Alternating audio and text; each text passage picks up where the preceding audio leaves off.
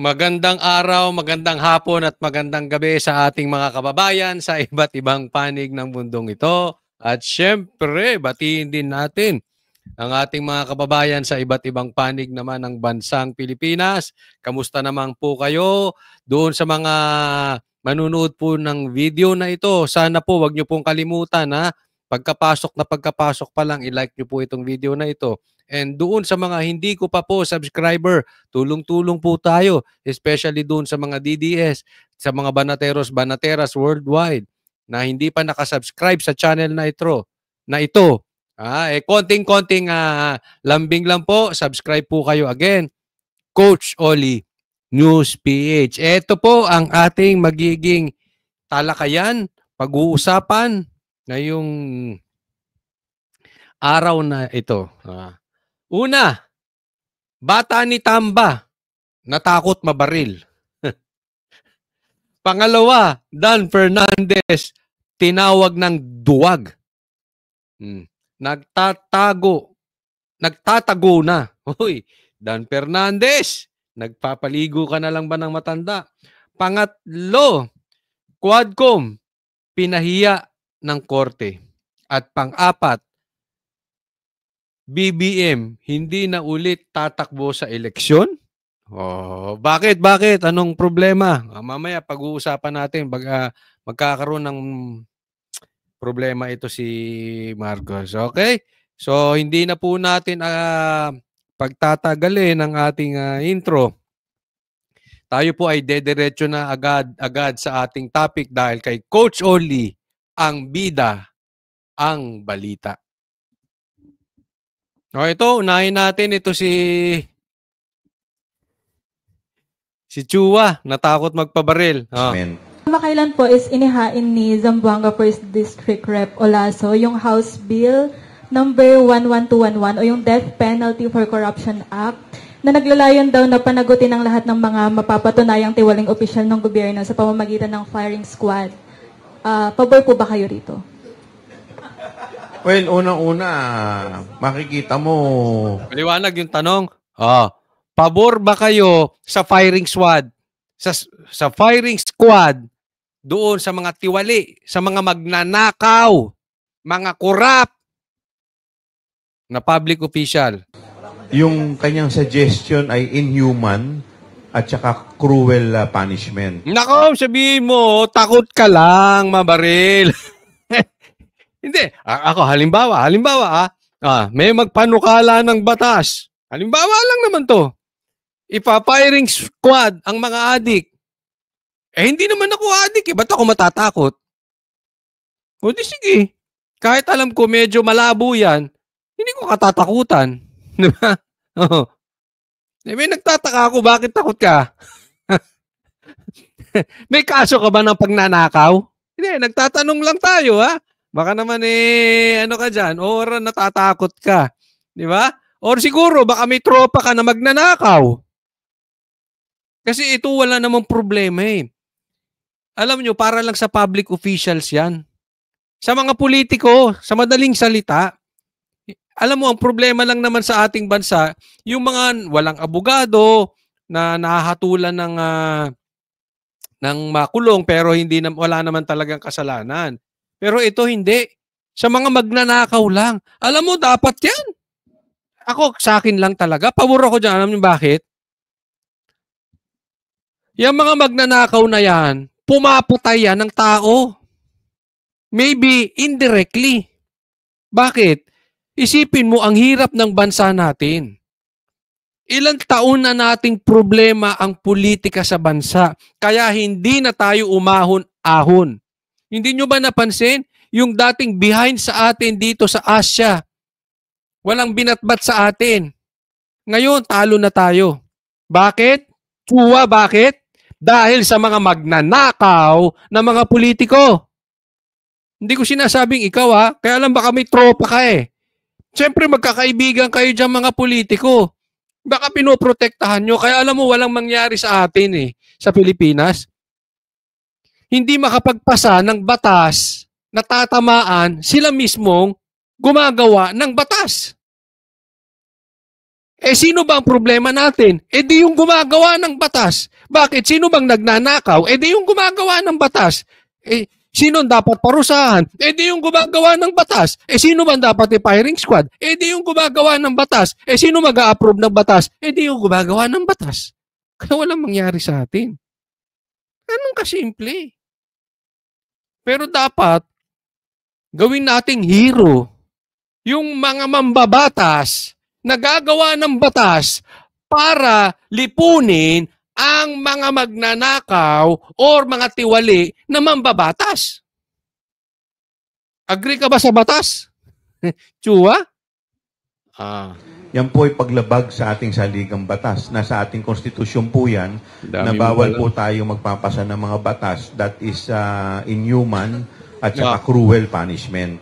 So doon pa lang po makikita po natin. Bakit? Hindi ba inhuman din ang pagnanakaw? Politiko, mayaman na nakawan ang mahirap na Pilipino. So mayaman nagnanakaw ng ninanakawan ng mahirap. Makatao ba yun? Unconstitutional na o labag na sa ating saligang batas. Pangalawa, ako po naniniwala this is a form of class legislation. Dapat po i-categorize muna ito bilang heinous crime. So, class legislation. Pamaya, babalikan ko yan. Ibabalik ko sa inyo yung sinasabi nyo, ililista ko na para hindi tayo makalimot. Class legislation. Paalala nyo, ibabalik ko sa inyo, ha? Ibabalik ko sa pagmumuka ng mga mambabatas yung class legislation na yan. Pag ipinasok po ito sa heinous crime, lahat ang magkukumit ng heinous crime, po pwede siguro death penalty. Pero hindi naman po firing squad dahil yan po ay makaluma na po yan. But I understand na yung mga statement na ito ay statement ng mga politiko. Na gusto lamang makakuha ng mga boto, gustong mapansin. May punto ka. Ano naman ang may tatawag natin doon sa mga politiko na sumisip-sip sa mga politiko para makakuha naman ng proyekto? Anong tawag natin doon, Chua? Ha? Ano yung tatawag natin? Ng tao, siyempre panahon ngayon ng kampanya, kaya yan sinasabi. Pero siguro, mas maganda kung pag-aralan niya muna yung kanyang sinasuggest dahil nagsasuggest ka ng labag sa konstitusyon eh. Di po ba? So siguro mas maganda basahin niya muna yung konstitusyon o yung saligang batas bago siya mag-suggest ng isang batas. So follow up po, tingin nyo ano po yung dapat na parusa na lang po sa... Ang galing, ang galing. Very good question, yung nag-follow up question. So ano tingin nyo dapat na lang ang parusa? Mga corrupt na official na Alam gobyerno. mo, yung existing laws natin mabigat na eh. Actually, hindi naman yung parusa ang problema. Ang problema natin ngayon is yung justice system. Ay, sorry! I beg to disagree. I beg to disagree. May punto ka. May problema talaga tayo sa justice system. Tama ka naman dyan. Pero alam mo, may problema din tayo sa batas. Alam nyo, pansinin nyo, bakit ang mga Pilipino sa ibang bansa sumusunod sa batas? Bakit ang mga Pilipino dito sa ating bansa hindi sumusunod sa batas? Alam nyo kung bakit? Dahil sa parusa. Halimbawa, nakalabag ka sa traffic, magkano penalty? 1,000? 300 pesos? 500 pesos? Sa ibang bansa, libo-libo. Kaya nga takot sila doon. Bakit? May pangil yung batas, Chua. Sir Chua. Honorable Chua. Chuariwap ni Tamba. Di ba? Ngayon, kung sakali lang naman may sabit ang ating justice system, pero mabigat ang parusa. Halimbawa lang, mapatunayan si Martin Romualdez na nagnakaw. At marami pang iba. Yung iba nakalusot. Dahil sira nga ang justice system natin. Pero may isang hindi nakalusot, si Martin Romualdez. Na firing squad. Isa lang. Sa dinami-dami na magnanakaw sa Pilipinas, isa lang. Halimbawa lang yan Baka magsumbong ka doon sa boss amo mo eh. Halimbawa lang. Sana. Halimbawa lang. Di, sa tingin mo, hindi titino bansa natin? Palagay ko titino. Kahit may problema tayo sa justice system, pag nasampulan, nakakahiya yung firing squad yan eh. Ikaw na nga nagsabi may problema tayo sa justice system. Matagal na may parusa sa magnanakaw. Yung kamakailan nga yung pabilog-bilog daw ang pangalan noon, si Mabilog. May kaso eh, kinasuhan ng ombudsman, napatunayan na nga ng ombudsman. Anong ginawa ni Presidente? Pinawalang executive clemency. Naiintindihan mo? Pero kung na-firing squad yon, o kung hindi man siya, yung mga mangilan-ngilan na magnanakaw, na politiko, palagay ko titino eh. Mag-firing squad ka lang ng isang mabigat na tao na buhaya? Halimbawa lang to halimbawa lang. Kunwari lang, hindi ko sinasabing magnanakaw kayo na humusga, hindi ako nang huhusga, na magnanakaw si Tamba. Hindi ko siya inuhusgahan. Yung mga manunod, lagay nyo dyan kung ano husgan nyo. Hindi ako hindi. Di ba? Mapapahiya yun. Anong gagawin ng ibang politiko? Hindi na magnanakaw yun. I don't think meron pang magnanakaw. Masampulan mo lang isa, dalawang mabigat na politiko. Halimbawa si Martin, sino pa ba? Halimbawa lang ito, halimbawa lang Halimbawa si Martin at saka si Saldico. Palagay ko tutino ang Kongreso. Pambira. Wala na magpalusot dyan ng mga blank items. Palagay ko lang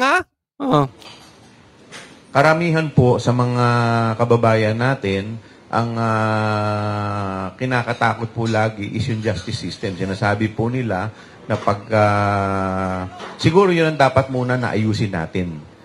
Ibalik natin yung tiwala ng mga tao sa ating justice system. Kasi sinasabi nga nila, pagka ikaw ay mahirap, talo ka na agad, kulong ka na agad. Pero pagka ikaw ay may kaya, ay lalo na kung magagaling at ikang panilya yung mga nakukuha mong abogado, may panggastos ka, medyo may mga paraan.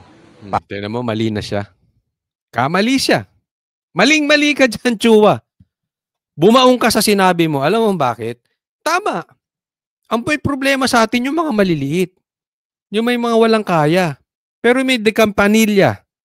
Kayang kumuha ng mga bigating mga lawyers. Sino ba yon? Di yung mga magnanakaw na politiko. Sino bang tatamaan ng firing squad? Hindi naman kasama yung mga ordinaryong tao eh. Hindi naman kasama yung mga mahihirap. You are contradicting yourself. You are against yourself. Diba? So mabibigyan sila ng due process, ipagtanggol yung sarili nila. Bakit? Magnanakaw nga eh. Pag magnanakaw, maraming pera. Politiko pa. Nakakita ka na ng politikong magnanakaw na walang pera? Nakakita ka na ng politikong magnanakaw na walang offshore account? Nakakita ka na ng politiko na walang pera na magnanakaw, na iisa lang ang bahay, iisa lang ang kotse, iisa lang ang asawa? Ano ba yung ba't pati asawa na damay? Jesus, alam natin. Oh, Jesus. Diba? Ibig sabihin, pwede silang kumuha ng mabigating abogado. So wag yung galawang, kasi itong mga mamang ito, ginagawang palusot lagi yung mga mahihirap. Hindi po. Hindi po kasama sa batas itong mahihirap. Para maibaliktad o mapatagal yung kaso. So tingin ko dapat ang ayusin muna ng ating bansa is yung justice system. Kasi hindi, matagal na nga problema yan eh. if we keep on repeating our the same pattern, how can you expect the same different result? Ang tagal na nating inaayos ang justice system. Tanong, Chua, wala bang magnanakaw sa hanay ng mga politicians natin? Hello, are you born yesterday? Kahit gaano kabigat yung parusa na ilalatag po natin, kung yung justice system natin ay hindi maayos, ang kawawa lang lagi yung mga walang kapasidad o yung mga mabababa nating kababayan. Ito, lagi yung ginagahasa yung mahihirap, lagi yung panangga yung mahihirap eh. Hindi nga kasama yung mga mahihirap dyan, yung mga magnanakaw na politiko lang. So, kahit gaano kabigat yan, kung hindi maayos ang ating justice system, baliwala rin. Abogado ba to? Abogado ba ito? Yung kanyang suggestion ay inhuman.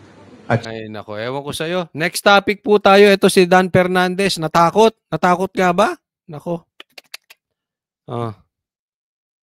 Ito. Tingnan natin. Ang tapang ni Dan Fernandez. Pinapatawag daw ang mga vloggers. 3 komite sa Kamara ang magsasanib puwersa upang ilunsad ang investigasyon laban sa mga nagpapakalat na fake news at disinformation sa social media. Pangungunahan nito ni House Committee on Public Order and Safety Chairperson nito na si Santa Rosa City Representative Dan Fernandez kasama ang House Committees on... Yan naman to si Dan Fernandez. At apang tao, no? Ito'y tinawag na duwag ni Atty. Topacio. Duwag. Hindi, maybe not directly, pero parang ganon. Kasi may sinabi to si Dan Fernandez na parang pineperahan niya itong kanyang kliyente ni Topacio na si Cassandra Ong. Pinatatagal lang daw ni Topacio yung kaso, kaya dapat sumang-ayon na si Cassandra Ong dito kay Dan Fernandez. Huwag na siya magpagamit dito kay Atty. Topacio. So hinaamon ito ni Topacio. Ano sabi ni Topacio? Umalis ka dyan sa likod ng iyong kamera at ay kaya kasi may immunity po. Kahit anong sabihin niya dyan, hindi siya makakasuhan. Kaya nga labas ka dyan. Tapos sabihin mo sa harap ko. Bakit hindi magawa ngayon ni Dan Fernandez? Duwag. Sabi niya kaliit-liit ko eh. Kaya indirectly tinawag ito ni Topacio ng duwag. And until now, hindi siya pumapalag. Ayaw umalis. Nagtatago doon sa likod ng immunity. Hinahamon ka ng taong bayan, Dan Fernandez. Tanggapin mo ang sinasabi ni Atty. Topacio. Sabihin mo sa harap niya. Lumayas ka dyan sa immunity mo. Ayan ang problema sa atin eh. Para mga tao may mga baril eh. Matapang lang kasi may baril. Di ba? Parang ganoon. Ito may immunity kaya matapang, kaya tapang-tapangan. Ngayon, vloggers naman ang gusto nilang pagdiskatahan. Kaya matapang. Bakit? Nasa likod na naman sila ng immunity nila. Ito, as of the making of this video, ang kumpirmadong naimbita, si Atty. Trixie at saka si, anong pangalan nito? Si Mark Anthony Lopez. Diba? So, sila ngayon ang pinatawag. Pero hindi ko alam kung sino-sino pa mga ipapatawag. Pero tinan nyo, ang kinakaya nila, yung mga hindi pumapalag. Pero diyan kayo nagkamali. Atty. Trixie is not stupid. Kahit si Mark Lopez, matalino yan. Hindi. Ang talino niyan, Dan Fernandez, ay hindi galing sa Google. Kaya nga tinatawag ka nga mag-aral ka sa batas. Kung hindi ka man abogado, may mga staff ka namang abogado. Magpaturo ka ng maayos, hindi yung Google ka ng Google. Inaaral po yung batas. Matatalino to sila, Atty. Trixie, baka kahit si Mark Anthony Lopez, baka ini-small nyo. I-try mo pa English ka dyan. English kinamatis. Kung hindi, eto mga ito, nakakaasar lang. Kasi katulad niyan, class legislation. Sinabi na po din yan. Ito, ako hindi naman po abogado. At ito yung pagkakaunawa ko kay Atty. Topacio dahil sinabi niya, hindi ka pwedeng magpatawag ng mga vloggers dahil para hindi inaatake ang Quadcom.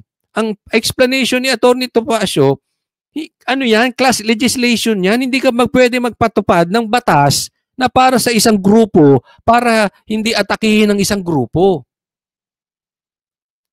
Yan yung sinasabi kanina ni Chua. Class legislation daw po yung ginagawa nung gusto magpanukala ng firing squad. Chua, double standard ka.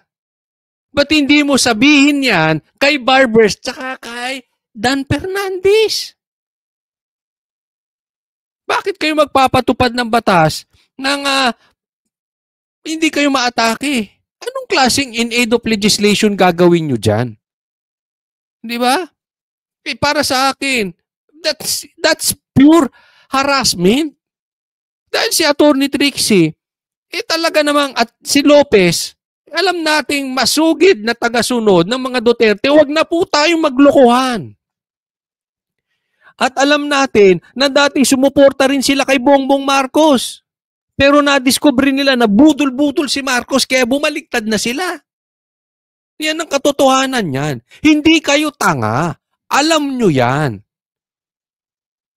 Kaya sila naman ang haharasin nyo. Para ano? Yung blank items, yung blank space. Sino man ang nag-fill up niyan, dapat makasuhan. Pero ililihis nyo. Idadali nyo kayo sa vloggers. Diba? Ganyan ang mga pautot ninyo. Kakornihan nyo. Parang yung kakornihan mo na nagpapalugo ka na matanda. Trabaho ba ng gobernur? Kasi tumatakbo tong bilang gobernur eh. Trabaho ba ng gobernur Hindi ka naman I have nothing against doon sa mga nagpapaligo ng matanda. Pero paipik kasi bakit ka magpapapicture nagpapaligo ka ng matanda? Halatang halata na nire-rape lang yung matanda. Ginagamit yung mga matatanda. Huwag ganun. Mag-e-eleksyon, bigla kang ganun. Bakit dati hindi ka naglabas ng ng mga litrato na may nagpapaligo ka ng matanda? Anong kakornihan yan, Dan Fernandez? Public Information at Information and Communications Technology. Nakapagsagawa na ng closed-door meeting ang Tri-Committee para sa briefing ng mga kinatawan ng social media platforms gaya ng TikTok, araw ng Lunes, January 27. Sa susunod na linggo, nakatakdang magsimula ang unang public hearing ng Atty. Trixie, Mark Lopez, magdala na kayo kasi papakontempt kayo. Pagka dumating dyan si Paduano, sigurado mainit na naman ang ulo nun. TriCom.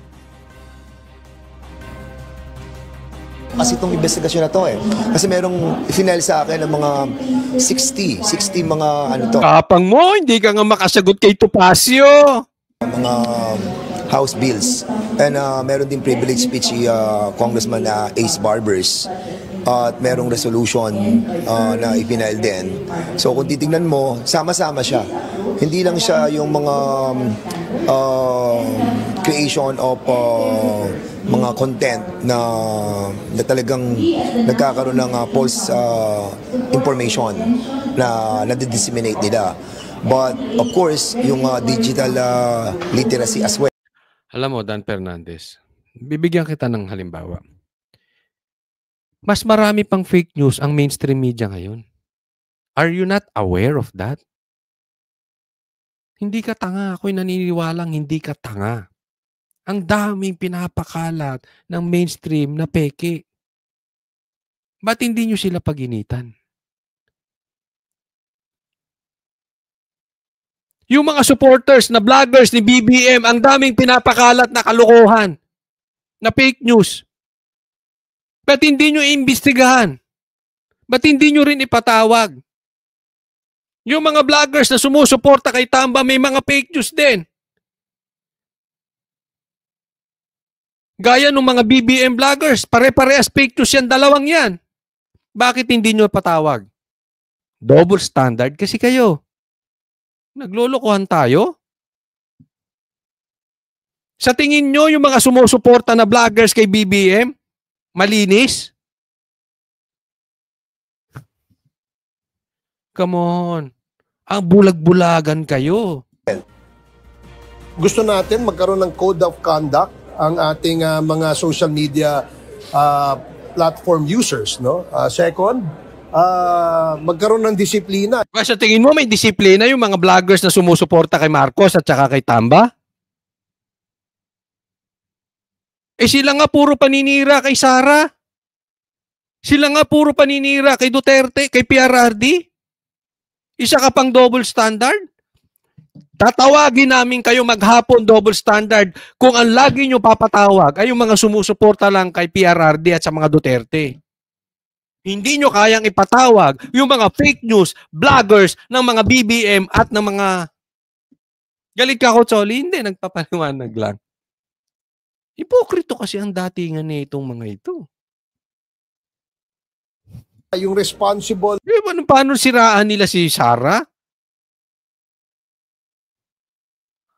You think that is responsible?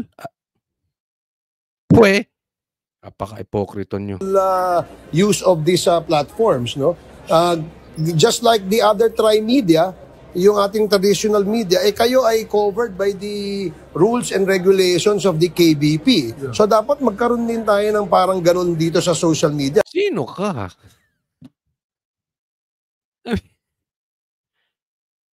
Ano alam nyo sa media? One-sided lang tinitingnan ninyo. Peke kayo. Nako, next topic po tayo. No, tingnan natin ito ha. Quadcom pinahiya ng korte. Dinismiss ng Quezon City Prosecutor's Office ang mga reklamong direct assault, disobedience to authority at grave coercion kina Vice President Sara Duterte at aide nito na si Police Colonel Raymond Dante. Ano, pahiya kayo Quadcom? Ito yung issue na sasarahan ng pinto ng pulis, etong si BP Sara ng ambulansa. 'Di ba? Naalala niyo 'yon? So syempre, nagkumasa si BP Sara. Sinong hindi? Ikaw ba naman sarahan ka ng pinto? Ambulansa, so ibig sabihin van.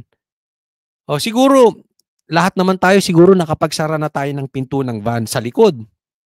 Nabigat po 'yun. Sarahan mo yung babae. Talagang may kalalagyan yun. Kung sarahan mo nga lalaki, delikado na eh. Babae pa. Vice President pa sasarahan mo. Anong gusto mo? Anong gusto nung pulis? Itaas ang ranggo niya? Regaluhan pa siya ni BP Sara? Ganon? Imbis na si BP Sara ang magdemanda sa pulis, siya pa ang dinimanda. Alam naman natin, wag na tayo. Nako, Quadcom. Grupo yan. Grupo yan. Hindi naman magdidemanda yung pulis. Wala namang pakialam yung pulis na yan. Mababait naman ang pulis eh. Napag-utusan lang yan. Idemanda mo si BP Sara kung hindi ikaw ang ano. Yan ang tingin ko talaga dyan. So ang direct niyan, sinabi, walang basehan ang reklamo kay BP Sara. So sinong pahiya dito? Kayo Quadcom. Dahil gusto nyo lang gipitin si BP Sara. Siya nga dapat nagdidemanda sa inyo. Pakulong kayo ng pakulong.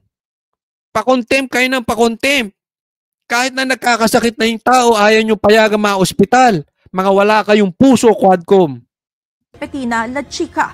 May kinalaman ng mga reklamo sa nangyaring insidente noong Nobyembre 2024 sa Veterans Memorial Medical Center o VMMC kaugnay sa paglilipat kay Attorney Zelveca Lopez na Chief of Staff ni VP Sara mula VMMC patungo St. Luke's Medical Center.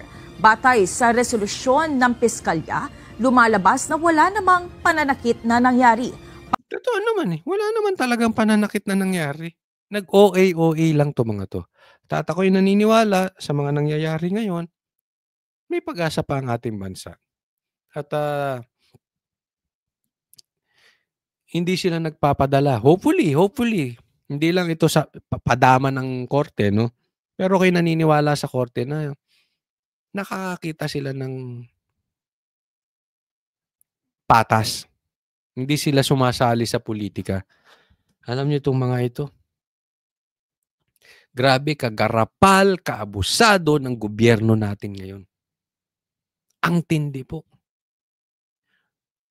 Alam mo, pinagmumulan yan dahil sa pagiging greedy nila na hindi nila kayang manalo ng patas. Greedy sa power, greedy sa pagnanakaw. That blank items sa budget, may gusto silang magic dyan. Dahil yan sa greedy sa pera. Pagsuway sa utos o kaya'y coercion o intimidation na ginawa ang pangalawang Pangulo sa complainant na si Police Lieutenant Colonel Van Jason Villamor. Paliwanag ng piskalya, natural lamang at lehitimong reaksyon ng ginawa ni VP Sara dahil nakakahila ng galit ang ginawa ni Villamor nang tangkain nitong isara ang pintuan ng ambulansya at muntik nang tamaan ang Vice-Presidente. Dahil dito ay hindi kinatigan ng piskalya ang mga reklamo. Kapal ng mukha, no? Siya pa magdidemanda. Sasarahan mo ng pinto yung Vice President. Again, hindi yung pulis, ha? I believe, inutusan lang. Diba? Sila pa ang magdidemanda. Kakapal ng mukha ng mga politiko natin. Alinsunod na rin sa direktiba ng Department of Justice na kailangang may malakas na ebidensya para maisampa ang anumang kaso sa korte. Yun, di pahiya sila ngayon. Kailangan ng ebidensyang malakas. Hindi nyo sila sabi, parang kulang na lang sinasabi, huwag nyo kami isali dyan sa politika nyo, ha? Kayo, kung gusto nyo magkampi-kampihan dyan at gusto nyo idiin si BP Sara, ilabas nyo kami. Ilabas nyo kaming korte. Good job. Ha? Good job sa ating korte. O, next topic po tayo. Itong next topic natin, natutuwa ako dito dahil ako'y naniniwala na ito na ang last na pagtakbo ni Marcos. Kung matutupad itong batas na ito o kung matutupad itong plano ng COMELEC. Pakinggan natin.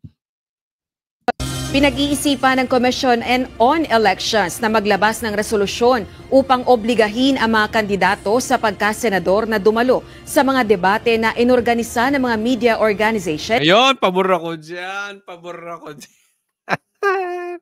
Yari ka, Castro. Paglalaruan ka sa debate. Ako, tama lang yan. Para magkaroon ng patas. Nagkaroon ng patas na exposure. And at the same time, malaman natin talaga yung mga walang utak katulad ni Marcos.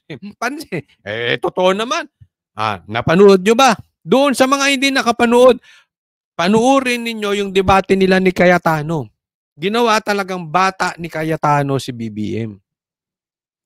Ginawa ni Cayetanong tanga si BBM. Kaya naman, nagkaroon lang ng masamang epekto. Sa sobrang takot ni BBM sa debate, nung last election, hindi sumali sa debate. Ngayon, magkakaroon daw ng uubligahin. Pinag-iisipang obligahin ng COMELEC ang lahat ng senador magdebate. Yan ang inaantay natin. Dahil gigil na gigil si Pastor Kibuloy. Idebate ang mga yan. Si Pastor Kibuloy meron to. Si Castro, meron? Sigaw lang yan sa kalsada. Child abuser lang yan. Ako, pabor ako dyan. Pero hindi lang sa Senado, sa lahat ng posisyon.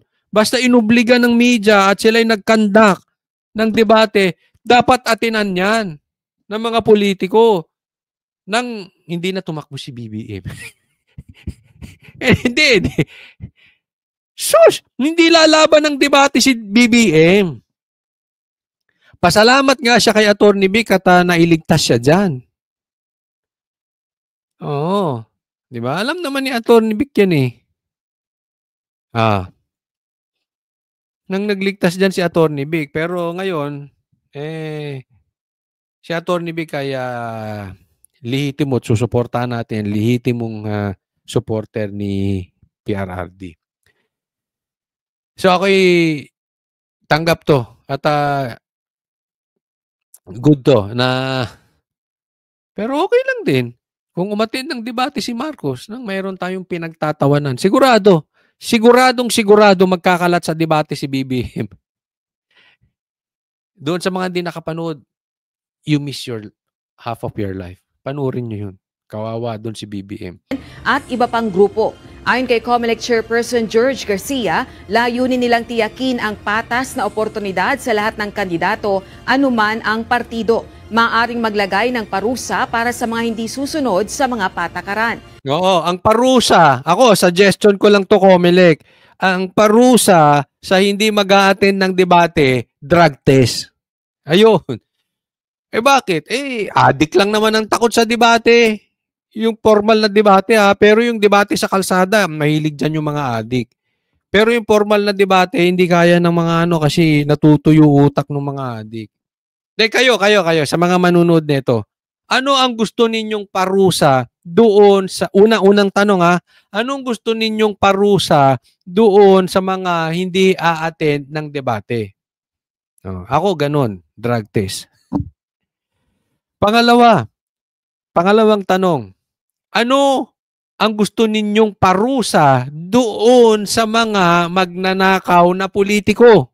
Ako, pabor ako doon sa firing squad. Kayo. Ha? Mga politiko lang So, wag natin isama yung mga mahihirap. Kasi laging ginagawa ang palusot nitong mga politiko Hinimok din niya ang mga media organization na siguruhing makikilahok ang mga kandidato sa mga debate para sa halalan 2025. Yan, simulan na natin SMNI. Pastor Kibuloy versus Castro. Magandang debate yun. Sino pa? Amy Marcos versus Lito Lapid. I-expose natin. Naku, pabor ako dyan. Ang dami nating i-expose dito. Sino pa? Sino pa sa mga tumatakbo? Ng mga senador? Basta marami dyan. Iisipin natin. Pero ako, lahat. Dapat obligahin umattend ng debate. Ayan, maraming salamat po doon sa mga ating hindi pa nakaka-like ng video na ito.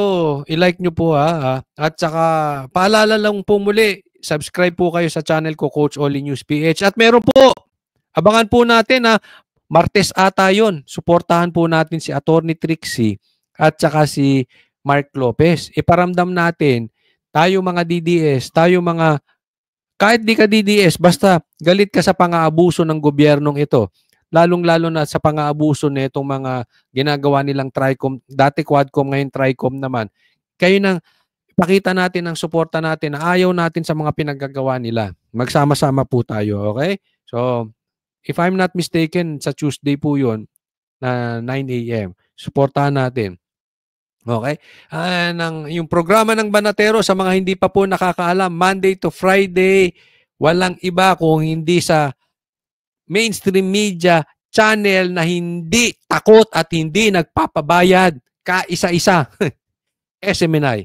Banateros po, Monday to Friday, 8 p.m. Para sa Diyos at Pilipinas nating mahal, God bless everyone.